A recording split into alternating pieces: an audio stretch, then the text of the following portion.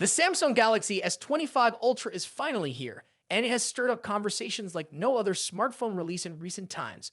But is it truly the innovation powerhouse it claims to be, or are we looking at another iteration of the same old formula?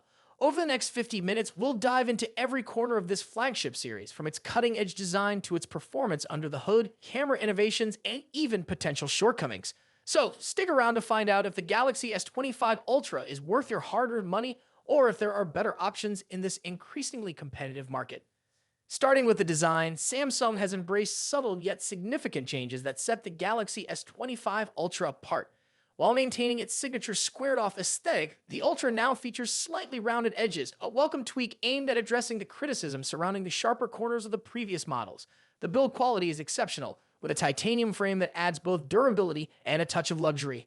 The back panel's matte finish ensures it remains resistant to fingerprints while providing a premium feel. And then there are the colors: moonlight blue, sparkling green, and exclusive online variants like coral red and titanium jade green. Samsung is clearly aiming to make personalization a key factor in this series. The camera module design has been refined, reducing its size by 2 mm while maintaining its iconic layout. However, the real story lies in the upgraded camera hardware. The Ultra introduces a groundbreaking 50MP ultra-wide sensor that delivers astonishing detail and clarity, especially in low-light conditions. The 200MP primary sensor continues to dominate in resolution, while the updated telephoto lenses ensure sharper zoom shots. Samsung's new AI algorithms also play a major role here, improving everything from portrait mode to 8K video stabilization. This is a camera setup that will likely set new benchmarks in the industry. Moving on to the display, Samsung has made incremental yet impactful upgrades. The S25 Ultra boasts a 6.9-inch dynamic AMOLED screen, now with a peak brightness of over 3000 nits, ensuring unparalleled visibility even under direct sunlight. Colors are vibrant but natural, and the 120Hz adaptive refresh rate remains buttery smooth, offering an incredible experience whether you're gaming, scrolling, or watching ATR10 Plus content.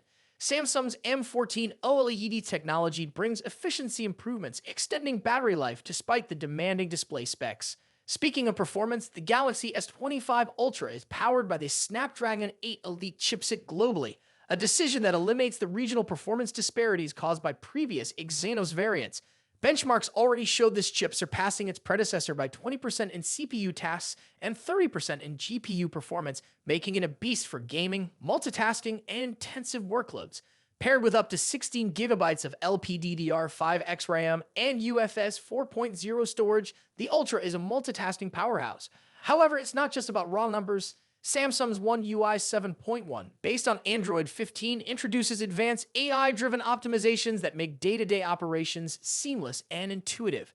Battery life is where Samsung has taken a conservative approach, sticking with a 5000 mAh capacity.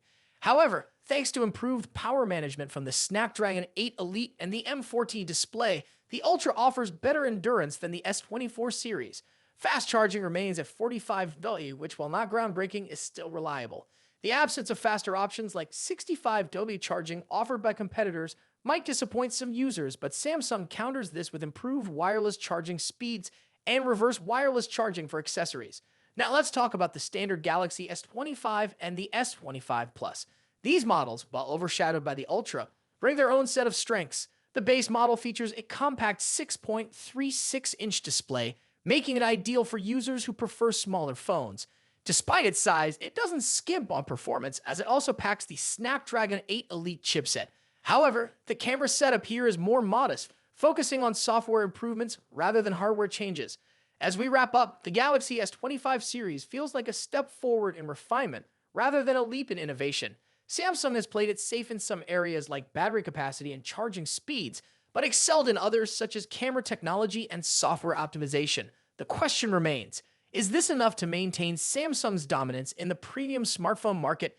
With competitors like Google, Apple, and Huawei pushing the boundaries of innovation, Samsung has delivered a series that is undeniably excellent but not groundbreaking. Let me know in the comments if you think this was the right move for Samsung or if they could have done more to stay ahead.